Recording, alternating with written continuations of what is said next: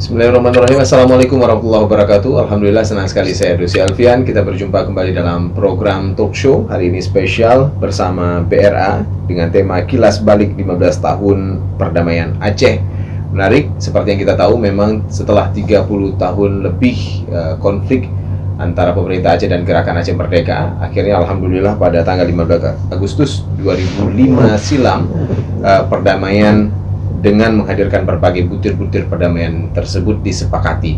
Dan pasca 15 Agustus 2005 silam hingga tahun 2020, paling tidak sudah 15 tahun perdamaian tersebut, bagaimana keadaan perdamaian itu sendiri, eksistensinya seperti apa, kualitasnya seperti apa, dan apa yang kemudian bisa dibangun dari perdamaian ini sendiri. Kita akan berbincang-bincang dengan 3 narasumber kita yang sudah hadir di studio saat sekarang ini.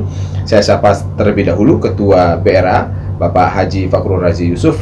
Pak Ketua, Assalamualaikum. Waalaikumsalam, selamat sore.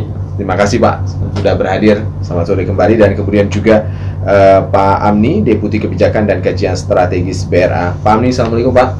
Waalaikumsalam warahmatullahi wabarakatuh. Terima kasih sudah berhadir di studio kita. Dan kemudian juga anak korban konflik, Bang Andri Wijaya. Bang Andri, Assalamualaikum. Waalaikumsalam. Terima kasih Bang sudah menyiapkan waktunya untuk berbincang-bincang hari ini. 15 tahun sudah Pak Ketua, perdamaian alhamdulillah kita nikmati berkat rahmat Allah Subhanahu wa taala.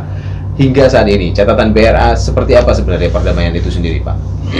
Alhamdulillah, selamat sore dulu kepada para pemirsa semua di mana berada. Saudara Dosi, 3 hari lagi atau dalam minggu ini kita akan merayakan hari 15 tahun perdamaian Aceh antara Gerakan Aceh Merdeka dan pemerintah Republik Indonesia. Kita mensingkapi bahwa perdamaian ini harus terus kita jaga. Ini yang pertama. Yang kedua, semua butir-butir perdamaian juga kita harus menjaga sehingga tidak ada yang merasa tertinggal, baik dari segi konfliknya atau dari segi perdayaannya. Kami BRA sesuai dengan tupoksi kerja BRA, kami siap melaksanakan semua yang dibebankan atau yang diamanahkan kepada kami oleh aturan atau oleh kanun BRA, yaitu kanun nomor 6 tahun 2015.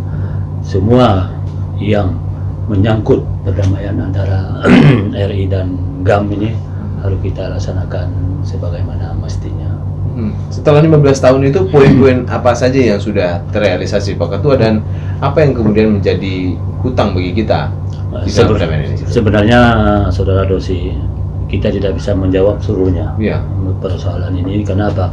Ada tupoksi lembaga lain yang lebih berkompetensi menjawab hal ini. Tapi ada 1, 2, 3 poin yang harus saya sampaikan, bahwa selama kehadiran BRA di tahun 2000, habis perdamaian 2007, berganti program, berganti pimpinan, berganti dasar hukum pengembangan BRA itu sendiri, semua kita laksanakan. Memang dulu ada peraturan BRA ini hanya peraturan Gubernur Aceh sampai tahun 2012. 2012 kemudian berganti nama BP2A, sehingga 2015, dan dalam perjalanannya baru dijadikan dasar hukumnya Kanun Aceh, yaitu Kanun nomor 6 tahun 2015. Di sini baru jelas apa tupoksi kerja BRA. Sesuai dengan pertanyaan Dosi tadi, Dosi Alfian, poin-poin apa yang sudah kita laksanakan, mungkin dari segi pemberdayaan walaupun segi yang sifat politis mungkin akan dilaksanakan oleh DPRA, atau sifatnya kultural atau struktural mungkin dilaksanakan oleh pemerintah Aceh. Misalnya masalah bendera, masalah lambang, itu sudah dibicarakan oleh oleh DPR dan pemerintah, tapi belum ada titik temunya. Tapi khusus dengan BRA, poin 325 ini jadi dasar pelaksanaan kita. Poin 325 menyatakan bahwa pemerintah RI melalui pemerintah Aceh akan menyediakan lahan pertanian dan sejumlah dana untuk pemberdayaan ekonomi Aceh. Pemberdayaan ekonomi di sektor pertanahan, jelas itu kita akan laksanakan.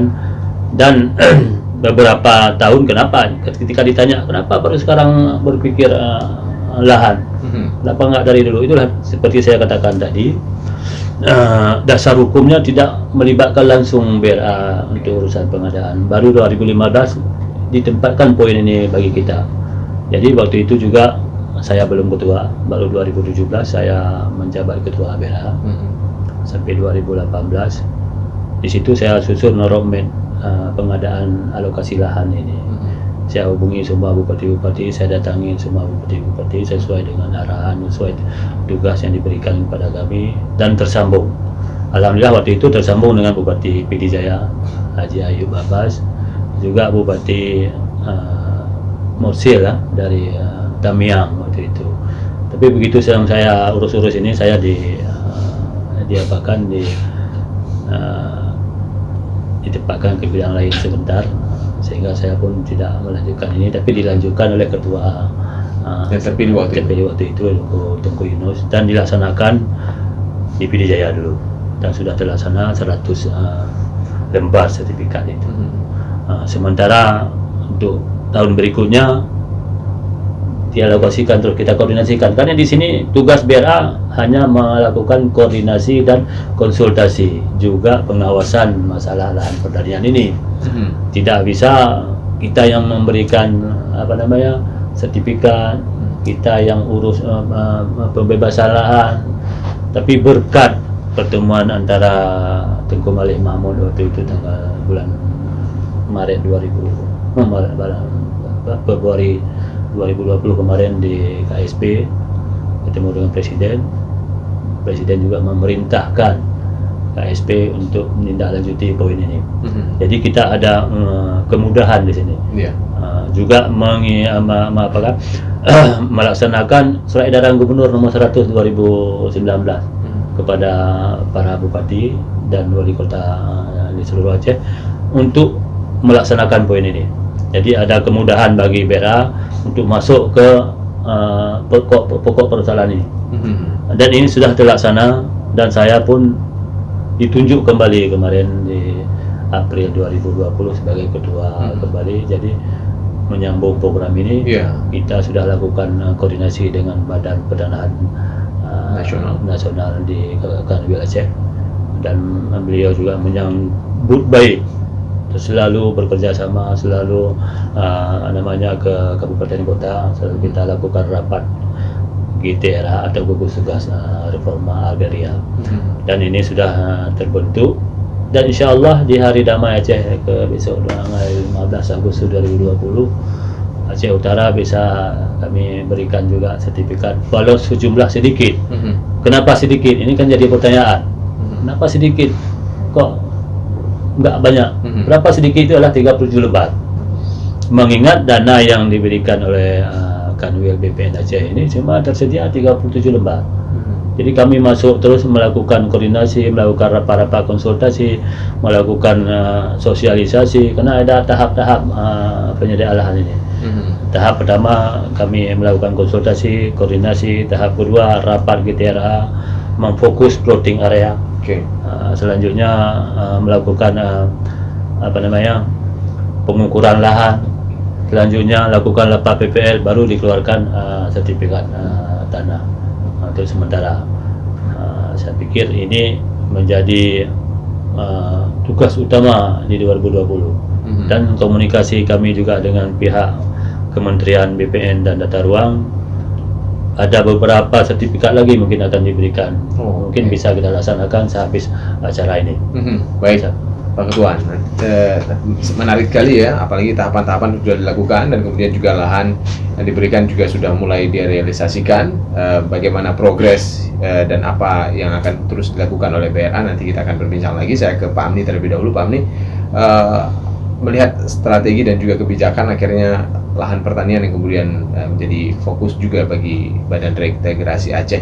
Ini apa yang latar belakangi sebenarnya Pak, akhirnya kemudian melihat sisi ini yang kemudian harus kita benahi? Saya salah seorang daripada Tapol-Napol yang ditangkap waktu darurat militer dan dibawa ke Pulau Jawa dulunya. Alhamdulillah berkat adanya perdamaian itu juga tertulis sangat jelas bahwa seluruh orang-orang yang terlibat dalam kegiatan GAM 15 hari sesudah penandatanganan itu harus dibebaskan. Alhamdulillah saya sudah bebas dan saya berada pada tempat ini hari ini sebagai Tapol-Napol. Tentu dalam hal reintegrasi terhadap Tapol-Napol jangan hanya dianggap kuantitasnya saja. Artinya kami waktu keluar dari penjara pernah diberikan uang 10 juta untuk kami bisa hidup pulang ke kampung. Dan waktu sampai di sini juga ada diberikan 10 juta kembali kalau saya mendapatkan melalui IO. Reintegrasi bagi Tapol-Napol bukan hanya kuantitas atau angka-angka itu, tapi bagaimana kualitasnya. Apakah hidup sejumlah rakan kami itu sudah berdaya dengan diberikan 2 kali uang 20 juta? Tentu tidak. Karena uang itu bagi kami anggap adalah uang tanggap darurat supaya kami itu dapat hidup. Dan dalam perjalanan 15 tahun perdamaian ini, tentu Tapol-Napol adalah salah satu daripada butir-butir MOU Helsinki. Seperti disampaikan oleh Ketua BR tadi bahwa ada mantan kombatan, ada Tapol-Napol, dan ada masyarakat imbas konflik. Bagi kami Tapol-Napol, tentunya juga ada permasalahan-permasalahan yang harus dijawab oleh pemerintah sendiri. Salah satunya adalah ketika sejumlah orang itu ditahan di pos-pos tertentu dan dibebaskan. Ada yang dibebaskan karena memang dianggap tidak bersalah, ada juga dibebaskan karena itu sudah terjadi perdamaian. Namun bagi mereka ini tidak mendapatkan selembar surat dari pemerintah seperti saya. Kalau saya jelas ada buklet reintegrasi, jelas diberikan karena saya dikirim ke Jawa sejumlah orang lain. Namun permasalahan itu terhadap kawan-kawan saya yang sejumlah itu belum diberikan selembar surat. Tentu ini menjadi permasalahan. Artinya pengakuan mereka itu terhadap tiga kelompok sasaran BRA itu kemana? Kalau mantan kombatan, tentu yang saya tahu itu adalah ada pengakuan Panglima Gam. Ya, itu jelas siapa yang kedua, ketika Tapol-Napol seperti saya, jelas ada buklet yang diberikan. Yang ketiga adalah masyarakat imbas konflik. Bagi yang pernah ditahan, mereka menganggap dirinya itu adalah Tapol-Napol karena sejumlah bahasa lain dalam MOU Helsinki juga ditulis bahwa orang yang diberikan amnesti karena terlibat GAM juga yang ditahan di pos-pos tertentu yang terlibat dengan GAM. Dengan ini ingin sekali lagi saya sampaikan, bukan angka-angka pernah diberikan sekali itu 10 juta atau 2 kali 10 juta, 10 juta. Bukan itu sebenarnya integrasi yang kami harapkan. Tapi kualitasnya, Pak? Kualitasnya bagaimana kalau kami punya anak kami itu bisa sekolah dengan biaya afirmasi. Kalau ini kami harapkan reguler daripada aturan-aturannya ada penggunaan uang negara. Ini beberapa tahun yang lalu juga kami tidak pernah mendapatkan kawan-kawan kami. Juga walaupun itu kami sampaikan kepada Ketua BRA juga seperti itu. Tanpa ditempatkan dana oleh pemerintah untuk pelaksanaan reintegrasi, tentu reintegrasi tidak akan berkualitas. Oke, baik, menarik sekali. Apa harapan kemudian untuk bisa mewujudkan itu agar kemudian benar-benar kesejahteraan itu dimiliki oleh mantan Tapol-Napol, kemudian juga mantan kombatan dan juga masyarakat terimbas konflik. Tapi nanti kita akan bincang-bincang lagi di segmen berikutnya, saudara. Kita akan jeda sejenak. Obrolan kita akan kembali saat lagi. Baik saudara, kita masih berbincang-bincang terkait dengan tema kita kilas balik 15 tahun perdamaian Aceh. Bukan hanya dari jumlah nominalnya seperti kata Pak Amni tadi, tapi juga kualitas perdamaian. Sebenarnya itu yang ingin dicapai.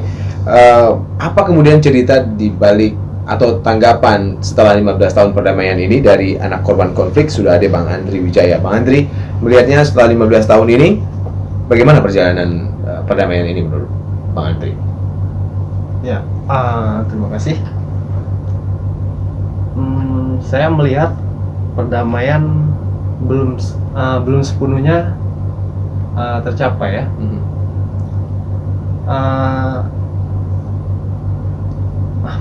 Iya. Pelaksanaan belum terlalu maksimal ya menurut Anda? Iya, belum maksimal. Poin-poin apa yang kemudian Anda lihat itu belum terlalu maksimal, Bang Andri? Ya seperti pemberdayaan, bantuan untuk korban konflik gitu. tidak sepenuhnya merata. Artinya kami keluarga korban berharap lebih terhadap perdamaian ini. Artinya bantuan anak pendidikan, ya, di sektor pendidikan mungkin ya. mungkin harus ditambah atau gimana. Ya, bagi keluarga sendiri seperti apa sebenarnya? Yang diharapkan itu sebenarnya yang apa namanya pasca perdamaian ini setelah 15 tahun itu sebenarnya sisi apa, bidang apa yang kemudian harus diberikan oleh pemerintah dari butir-butir perdamaian itu sendiri? Ya, harapan kami dari anak korban ya, pendidikan minimal, pendidikan PS1 lah. Kan kita sudah pada dewasa nih, Iya, betul. udah besar semua kan anak-anak konflik ini. Jadi saya berharap pendidikan sampai minimal sampai S1 lah. Pak Andri anak keberapa dari? Ya, saya anak pertama. Anak pertama ya. Usia sekarang kalau boleh tahu? 29 tahun. 29 tahun ya.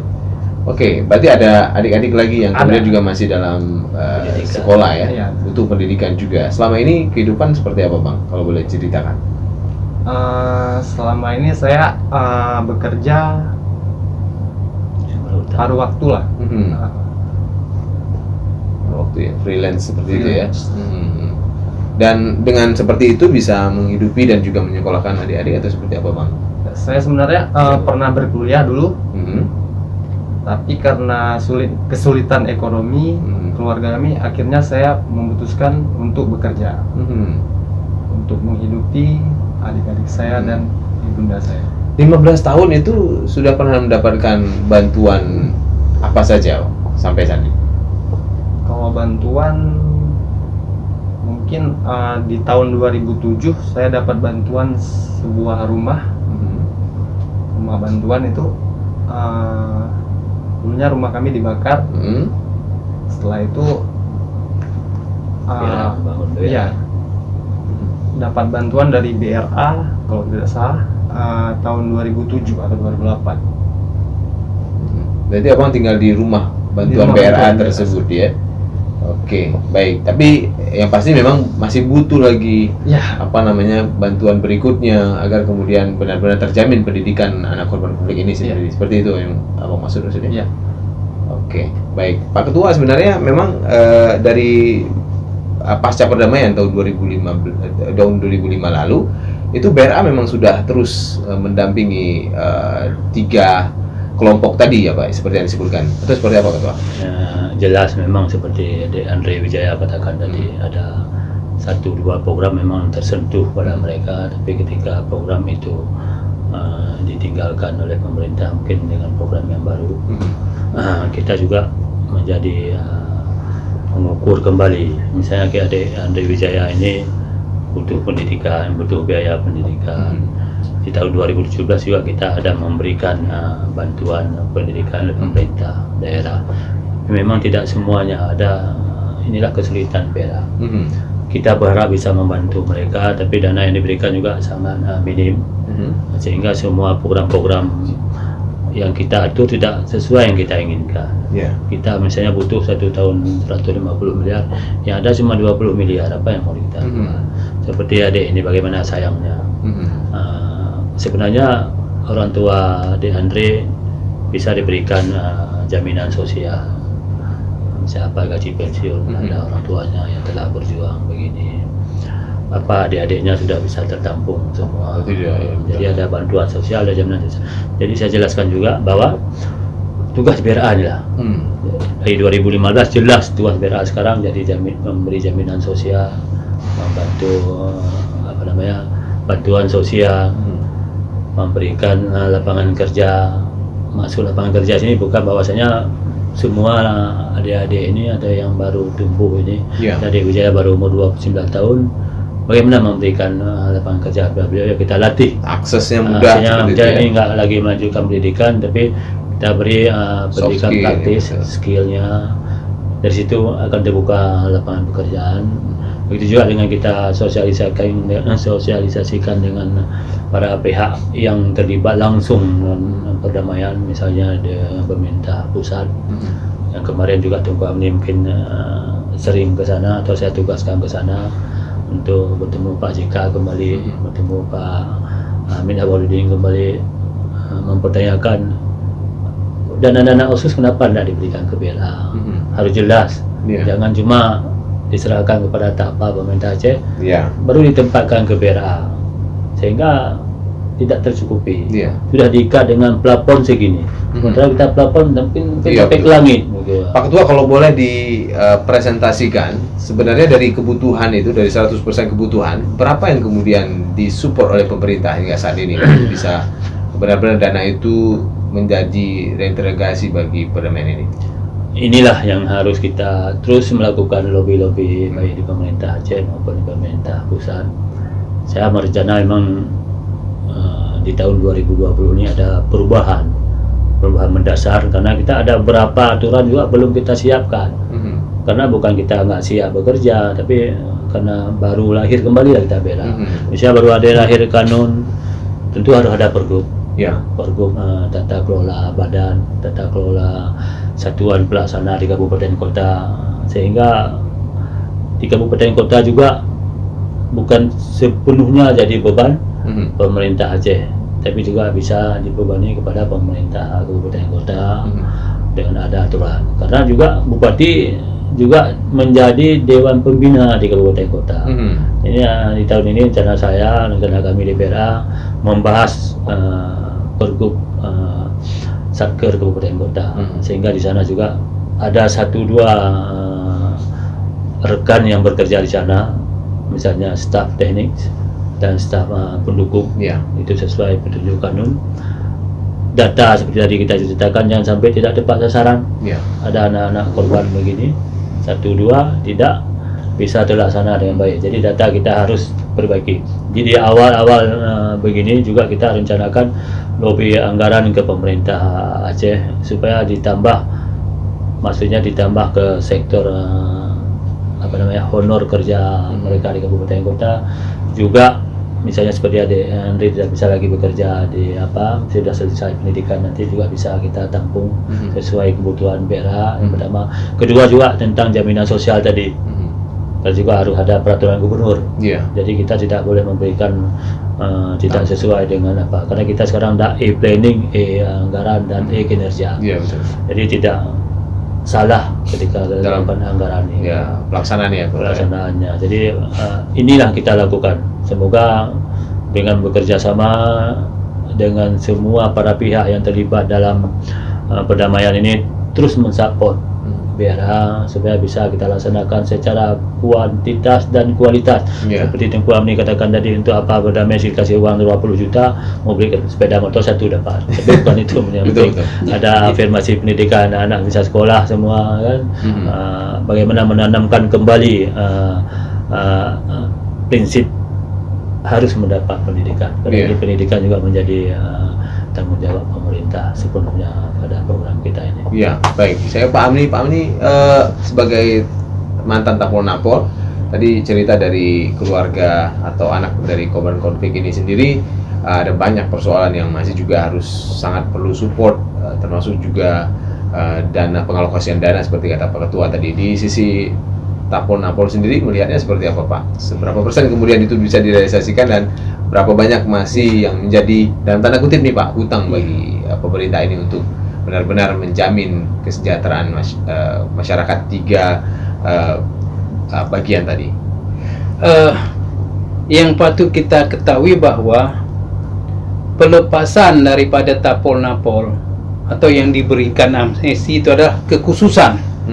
Ditulis bahwa 15 hari sesudah perjanjian damai, semua yang terlibatkan harus dibebaskan. Arti itu afirmasi kekhususan.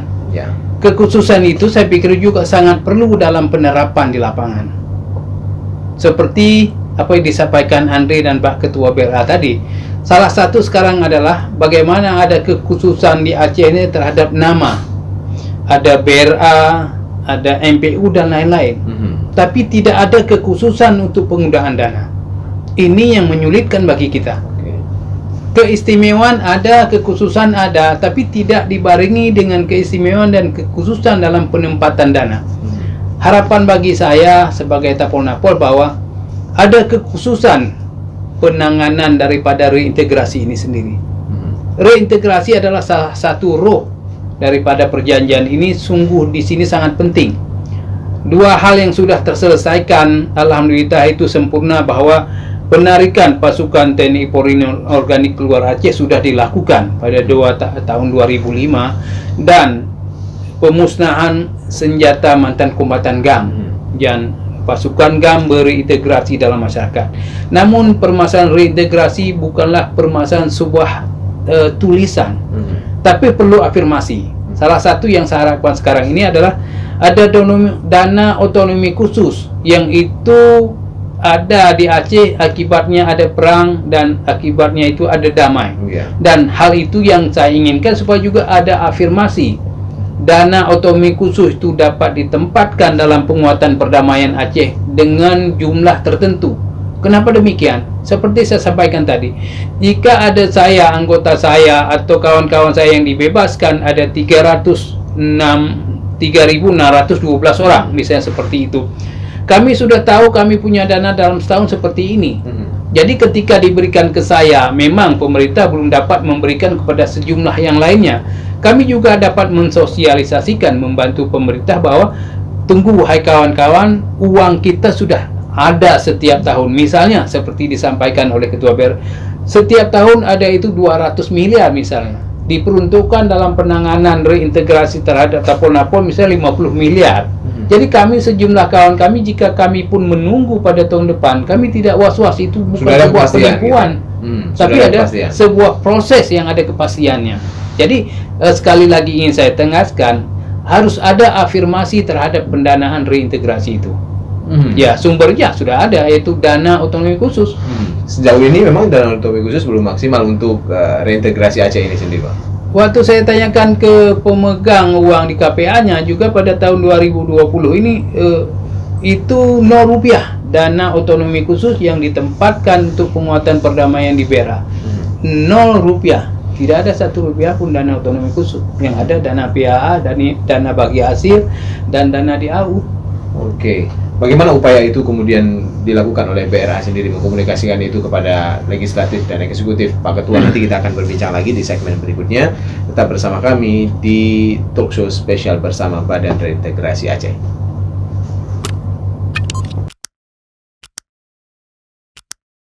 Baik saudara, kita masih bincang-bincang terkait dengan tema kita, kilas balik 15 tahun perdamaian Aceh. Ternyata memang ada banyak persoalan-persoalan di belakangnya yang harus terus diperjuangkan. Pasca perjuangan ketika kita harus damai, kemudian BRA kemudian harus berjuang kembali memperjuangkan bahkan dana otsus yang kemudian belum maksimal bagi reintegrasi Aceh ini sendiri.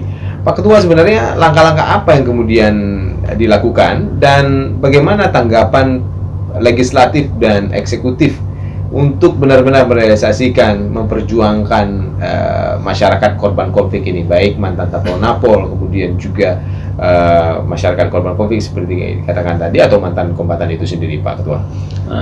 Alhamdulillah kita melakukan ini kerjaan tim ya. Kita sudah membentuk tim anggaran di BERA, juga melobi seperti saya katakan tadi, melobi pemerintah daerah. Di sini pemerintah Aceh, Pak PLT Gubernur sangat apresiasi tentang hal ini. Saya lihat beberapa kali pertemuan dengan saya minta ini BRA sebuah organisasi yang besar, saya bilang, mengurus urusan yang besar. Dan perlu kita ketahui di dunia pun mungkin tidak ada lembaga ini. Ya, toh di Aceh. Aceh, apalagi di provinsi lain lebih nggak ada. Sehingga juga ketika kita tempatkan urusan ini, maka kanun BRA juga dengan kanun SOTK lain beda. Ada lembaga di Aceh seperti yang Dr. Amni katakan tadi, ada MAA, ada BAZIS, ada MPU, ada lembaga-lembaga non apa. Itu dasar hukumnya juga beda. Mereka lahir kemarin di Aceh juga berbeda latar belakang. Jadi kalau istimewa dan khusus adalah BRA satu lagi Wali Nangro, satu lagi dan Badan Daya. Itu khusus terikat dengan aturan UPA. Jadi kalau kita ulang kilas balik ini, saya meyakinkan Pak Gubernur saya meyakinkan legislatif. Ini perlu referensi-referensi yang bisa meyakinkan beliau-beliau ini, seperti Pak Amni kata-kata tadi. Kalau sempat 0% terus, apa kata dunia? Maka saya pikir ini ke depan saya mengancang-ancang kalau dapat 2% aja, kalau dana yang diberikan ke Aceh 7 atau 8 triliun dana OSUS, berarti ada 160 miliar. Itu sudah sangat cukup untuk kita berikan yang tadi. Tapi inilah dasarnya, kita juga harus memahami. Ini saya bisa sampaikan juga sama adik Wijaya, bisa menyampaikan ke rekan-rekan yang lain bahwa BRA sedang memproses ini. Kalaupun diberikan dana OSUS, kita juga harus mempertanggungjawabkan sesuai planning tadi, budgeting tadi, kinerja kita. Maka dasar hukumnya juga kita harus membuatnya. Misalnya kita akan memberikan, misalnya tahun 2021 nanti akan ada 1.000 orang jaminan sosial. Untuk siapa? Misalnya untuk ibunya Andrea, atau untuk rekan-rekan yang lain yang sudah tidak mampu, seperti 325 tadi. Memberikan sejumlah dana bagi mantan kombatan GAM, Tapol-Napol, dan masyarakat terimbas konflik. Kalau kita hitung, Tapol-Napol juga GAM sebenarnya dulu, cuma ditangkap. Seperti ada rekan-rekan juga tadi, ada 1-2 orang baru ditangkap, baru takut di pos, belum dilakukan sidang, datang perdamaian baru 2 bulan, sehingga tidak dapat boplek itu tadi. Juga jadi masalahnya. Jadi kami berpikir yang belum dapat boplek tadi kita anggap sebagai masyarakat terimbas konflik. Dan data itu juga ini sebagai kilas balik kita bahwa BRA akan melakukan reparasi kesehatan atau reparasi pembangunan ekonomi korban konflik juga atas rekomendasi KKR Aceh. Jadi jangan datanya salah nanti. Jadi kita jadi makian rekan-rekan atau masyarakat di kampung, kita BRA sudah melakukan kesalahan-kesalahan. Jadi jangan sampai terulang kembali sesuai dengan acara-acara ini. Maka ingin saya sampaikan di sini bahwa Pak Gubernur sangat antusias ingin membantu BRA ke depan. Sesuai beberapa kali kita lakukan pertemuan. Mudah-mudahan ini menjadi terrealisasikan dengan kerjasamanya Pak Gubernur, kerjasamanya legislatif Aceh, akan terimbas terbaik bagi BRA, sehingga reintegrasi berkualitas. Afirmasi yang kita lakukan juga berkualitas, jaminan sosial yang kita lakukan juga berkualitas, bantuan sosial juga begini. Apalagi kemarin 2 bulan yang lalu sudah dikeluarkan surat keputusan gubernur tentang reparasi mendesak. Itu juga ditaruh ke sektor BRA yang melakukan itu. Mau tidak mau anggaran harus diberikan.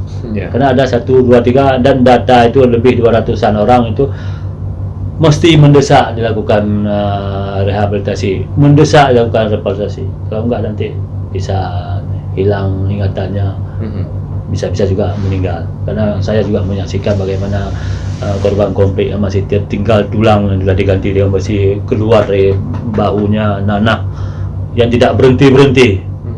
Jadi kalau kita enggak langsung melakukan ini, bagaimana? Tapi semua ini tergantung pada kesediaan anggaran tadi. Dan kami juga berharap semua pihak memandang kami ini bukan sebagai alat pemborosan anggaran, tapi sebagai alat untuk melaksanakan anggaran dengan sebaik mungkin. Begitu juga Ade Andre, mungkin bahagian-bahagian rekan-rekan kita, anak-anak korban konflik atau bisa dikatakan anak syuhada lah, kalau bagi kita baik korban konflik Aceh, bisa kita bantu dengan sebaik-baik mungkin. Bang Andre melihatnya bahwa BRA masih terus berjuang untuk memaksimalkan dana, termasuk penggunaan mendapatkan penggunaan dana dari OSUS itu sendiri yang kemudian masih terus diperjuangkan. Apa yang kemudian ingin disampaikan kepada pemerintah agar kemudian sama-sama berjuang untuk penggunaan dana ini, Bang Andre? Dana lah tentu. Ya, semoga pemerintah mendengar apa yang dikatakan oleh ketua tadi, bahwasanya otonomi khusus tolong dianggarkan ke BRA. Harapan. Tapi Bang Andre udah tahu ya bahwa dana ini tidak tahu ya? Tidak tahu sama sekali. Berarti betul-betul memang tidak mengetahui bahwa dana OSUS itu belum dianggarkan bagi korban konflik itu sendiri. Karena saya sama sekali tidak tersentuh bantuan apapun selain rumah tadi. Ya.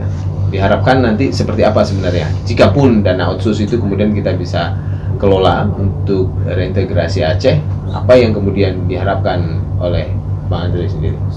Ya tentunya bantuan pendidikan semoga merata untuk anak-anak korban konflik ini semuanya. Itu aja harapan saya.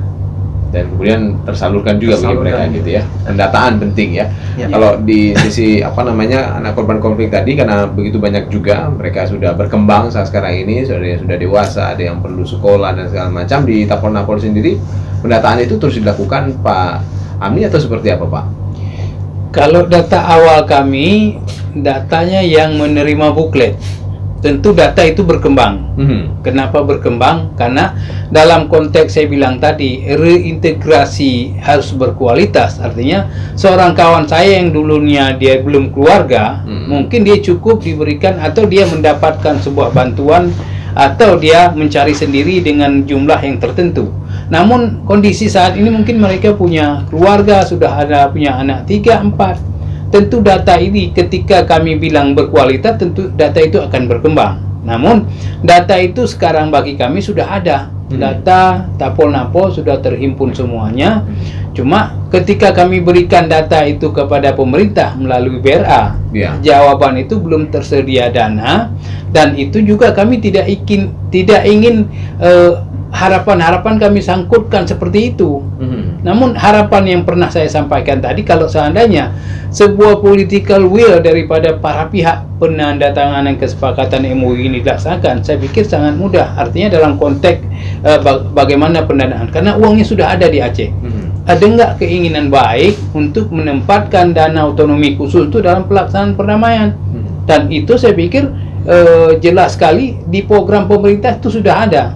Ada di RPJM-nya, ada di Renstra-nya. Bagaimana salah satu poin adalah penguatan perdamaian Aceh. Yang itu lembaga pelaksanaannya saya pikir di BRA itu secara khusus tertulis. Dana itu kemudian bisa digunakan gitu. Diwajibkan untuk ditempatkan dana dalam penguatan perdamaian Aceh. Tentu yang melaksanakan penguatan perdamaian salah satu adalah BRA sekarang ini. Nah, ini kan terus dilakukan upaya-upayanya Pak. Kemudian apa yang dikhawatirkan jika kesejahteraan bagi 3 kelompok yang terimbas dari konflik itu sendiri kemudian tidak terrealisasi? Nanti kita akan bincang di segmen terakhir, dan termasuk juga masa depan perdamaian Aceh ini seperti apa. Kita akan berbincang-bincang di talk show Kilas Balik 15 tahun perdamaian Aceh.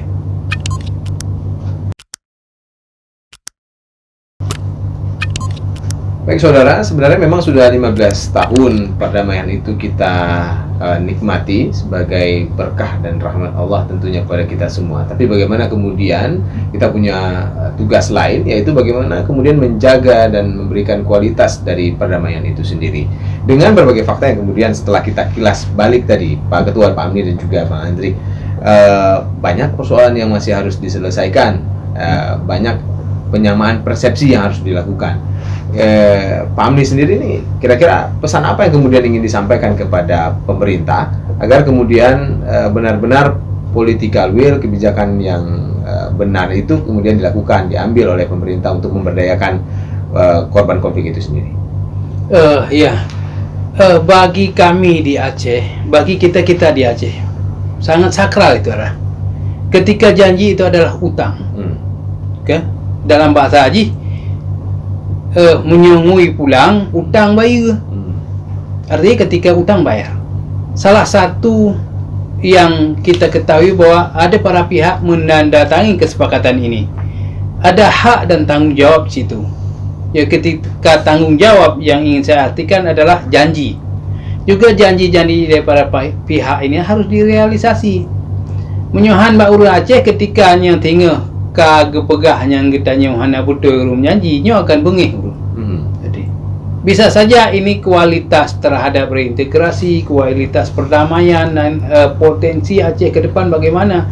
Kalau sempat tercuat sebuah bahasa di Aceh ketika Aceh kai pengetlom, ini sesuatu yang tidak menguntungkan bagi kita. Kenapa? Konflik di Aceh ini terus berulang.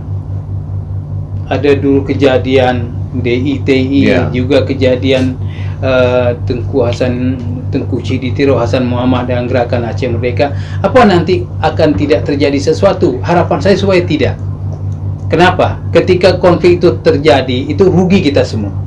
Namun yang sangat penting adalah political will daripada penandatangan kesepakatan ini adalah merealisasikan janji-janjinya. Jika tidak, seperti apa pernah kita dengarkan, ada Andri, ada keluarganya dan lain-lain, apakah mereka sudah ikhlas menerima semua ini? Kita harapkan mereka itu berpikir bahwa damai ini baik untuk kita. Cuma ada harapan-harapan yang tentunya bukan pada dia, bukan pada saya, mungkin juga bukan pada BRA dan Ketua BRA sendiri pribadi, tapi ada pada pemerintah, para pihak yang sudah menjanjikan kesepakatan itu supaya terrealisasi di lapangan. Sesuai dengan poin-poin yang sudah disepakati gitu ya? Iya, jelasnya seperti itu. Bagi orang Aceh itu ketika janji tidak meminta punya orang lain, dia akan meminta hanya haknya. Saya ulangi sekali lagi, ketika janji orang Aceh, dia tidak meminta punya orang lain, tapi punya dianya yang sudah dijanjikan mana, berikanlah. Karena itu akan menimbulkan sebuah rasa kepercayaan yang tinggi. Maaf, sedikit saya sampaikan belakang. Kenapa terjadi? Dulu ada trust, ada rasa percaya antara kedua belah pihak. Dan sekarang ini saya pikir rasa percaya itu sudah kurang. Apalagi pernah disampaikan oleh kawan-kawan saya di Nampol, juga mantan kombatan, juga anak-anak korban konflik.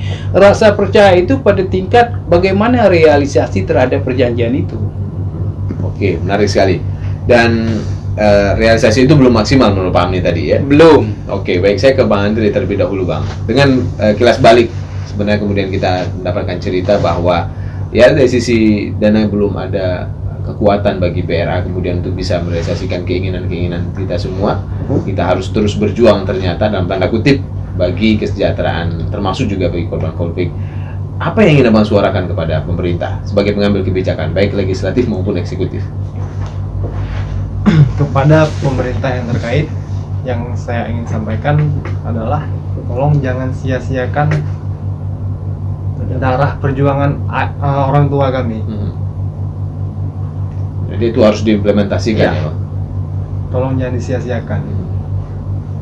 Oke, dan mudah-mudahan mereka betul-betul mendengarkan harapan dari Bang Andri dan juga teman-teman yang lain ya. Setahu Bang Andri, berapa banyak semua perkiraan saja, kira-kira berapa jumlah seluruhnya korban yang seperti Bang Andri, keluarganya yang kemudian orang tuanya mungkin menjadi korban, itu seberapa ramai kita di Aceh ini sendiri pasca konflik ini? Ya kemungkinan menurut saya lebih dari ribuan. Korban seperti saya ini lebih dari ribuan. Dan pemerintah punya tanggung jawab terkait itu. Pemerintah harus bertanggung jawab. Oke, Pak Ketua, BRA ini kan mengurus bagian besar dari perdamaian itu sendiri. Pak Ketua mengatakan tadi ini lembaga spesial yang tidak ada bahkan di negara yang lain, apalagi di provinsi lain, kira-kira seperti itu. Jika ini tidak disupport terus, tidak kemudian seperti yang diharapkan, seperti saat ini nih, kondisinya memang tidak mungkin untuk memuaskan semua pihak, bahkan kemudian memberikan kesejahteraan bagi para korban konflik itu sendiri. Apa yang dikhawatirkan sebenarnya, Pak Ketua? Yang pertama harus lebih baik. Ini yang pertama. Kenapa harus lebih baik? Ketika sebelum ditandatangani SK sebagai ketua saya lagi, Pak Gubernur juga memanggil saya, tolong buat BRA ini lebih baik, tolong buat BRA ini lebih besar. Ayo kita sama-sama melaksanakan tugas ini yang telah dibebankan. Saya selaku pelaksana tugas gubernur menginginkan lembaga ini harus lebih baik, reintegrasi secara kualitas harus lebih baik. Maka seperti saya katakan tadi, kita dikejar dengan sebuah keputusan bagaimana harus ada anggaran. Maka bagi saya juga diamanahkan, tolong lakukan beberapa kebijakan baik political will atau kebijakan yang lain seperti yang para pihak yang menandatangani ini, atau support dari anak-anak kita ini melakukan audiensi dengan berbagai pihak, dengan pemerintah Aceh. Mungkin ada Andre nanti kumpul dengan kawan-kawan bisa melakukan audiensi sehingga tidak merasa terkhianati, tapi kita baru memulai. Bagaimana memulai ini? Ini perlu jalan. Jalan ini adalah kesamaan prinsip lagi. Kita punya keinginan, pemerintah punya keinginan, anak-anak korban punya keinginan, tapol-napol punya keinginan, mantan kombatan juga keinginan lebih baik lagi. Sesuai amanah MOU, sesuai amanah undang-undang pemerintah Aceh, sesuai amanah dari kanun BRA yang dibebankan kepada pemangku jabatan di BRA. Ada ketua, ada sekretariatnya, ada deputinya, ada direkturnya, semua harus kita laksanakan seiring dan terkoneksi dengan juga dengan dinas-dinas terkait seperti Pak Kuamni katakan tadi. Tidak apa harus perlu ke BRA. Juga bisa juga kita berikan dana ke dinas terkait lainnya secara teknis, tapi data kita yang berikan. Misalnya kita tekan Kuamni dulu baru perdamaian, orang belum nikah. Sekarang berjalan 15 tahun sudah nikah, sudah punya anak, butuh rumah. Tidak ada salahnya juga kita berikan bantuan rumah. Mungkin BRA tidak ada spesialisasi teknis ke ke membangun rumah, diragukan. Bisa juga kita kerjasama dengan lembaga lain, lembaga cipta karya misalnya, atau di bidang manapun di kabupaten kota, ya kita berikan data sipulan harus dibangun rumah. Misalnya juga seperti tadi penyediaan lahan, BRA tidak ada lahan. Kita juga bisa komunikasi dengan badan pendanaan. Tak harus ke BRA juga gitu ya. Coba kita bisa konektivitas ini. Bisa juga pembangunan ekonomi sektor real. Bisa juga dengan dinas di Perindang. Kita berikan data siapa yang mau jualan, siapa yang mau apa. Mereka juga bisa membuat program ini. Tapi ini yang belum terlaksana, sehingga seperti yang kami katakan tadi, bisa aja 0% tadi. Sementara perdamaian ini harus kita jaga, sehingga tidak mengeluarkan biaya yang lebih besar lagi ke depan. Anak-anak ini berontak, angkat senjata lagi, mungkin yang pertama dikejar kami ini, ya kan? Tapi mudah-mudahan tidak terjadi ini. Kita beri kepercayaan kepada anak-anak kita bahwa afirmasi pendidikan, afirmasi kesehatan, afirmasi program-program yang lain menjadi amunisi tangguh untuk kita jaga perdamaian ini. Saya pikir begitu. Untuk sore ini kita bincang-bincang lebih dalam lagi, siap kami lakukan. Baik, terima kasih Pak Ami. Tapi ini mendesak ya Pak ya. Kalau sudah 15 tahun, ini pasca 15 tahun kita kilas balik, ini sudah sangat mendesak ya untuk kemudian bisa direalisasikan bantuan demi bantuan dari dana otsus itu sendiri. Iya, mengingat kejadian konflik Aceh yang berulang-ulang, tentu 15 tahun ini harus kita pikirkan bersama supaya itu tidak terulang. Bagi saya sendiri bahwa konflik yang sudah ada kita rugi semuanya. Tidak ada yang untung, rugi. Juga ingin sesuatu perubahan ke depan, mari kita lakukan sesuatu dengan ilmu pengetahuan. Itu saya pikir lebih penting. Namun kepercayaan, trust itu harus betul-betul kita jaga, karena disitulah letak kebersamaan, letak komunikasi, istilah bahasa Aceh ya. Ketika kata puapakat dan puacerat berkata, itu penting kita jaga. Trust, kepercayaan itu juga terjadinya perundingan dulu akibat adanya trust kedua belah pihak. Dan ke depan itu supaya komunikasi yang lebih bagus, juga realisasi yang lebih nyata kepada mantan kombatan, tapol-napol, korban konflik. Jangan hanya mengucapkan bahwa banyak uang sudah dikirim ke Aceh. Itu kami akui iya. Tapi kalau uang itu dibuat jalan, kalau tidak ada konflik, pemerintah akan membuat jalan, akan membuat jembatan, akan membuat sekolah kepada anak bangsanya. Tapi yang ingin kami sampaikan bahwa uang yang dikirim ke Aceh di sini betul-betul harus ada afirmasi terhadap penguatan perdamaian demi ke depan kita lihat Aceh yang lebih bagus, lebih sejahtera, dan tidak ada berulang-ulangnya konflik lagi.